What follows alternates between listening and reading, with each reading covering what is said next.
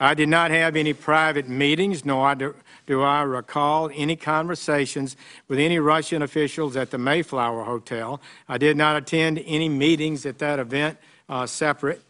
Prior to the speech I attended by the President today, I attended a reception with my staff that included at least 24 people and President Trump, though I do recall several conversations that I had during that pre-speech reception. I do not have any recollection of meeting or talking to the Russian ambassador or any other Russian officials.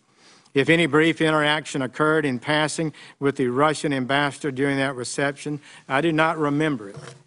After the speech, I was interviewed by the news media. There was an area for that in a different room, and then I left the hotel.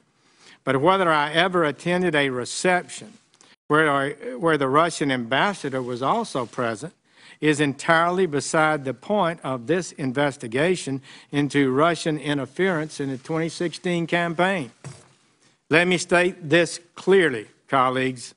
I have never met with or had any conversation with any Russians or any foreign officials concerning any type of interference with any campaign or election in the United States. Further, I have no knowledge of any such conversations by anyone connected to the Trump campaign.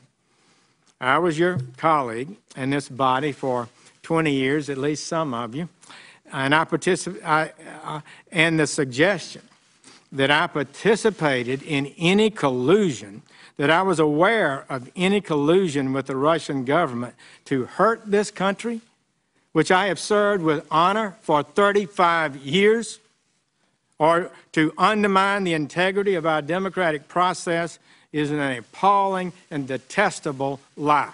Hey, NBC News fans, thanks for checking out our YouTube channel. Subscribe by clicking on that button down here, and click on any of the videos over here to watch the latest interviews, show highlights, and digital exclusives.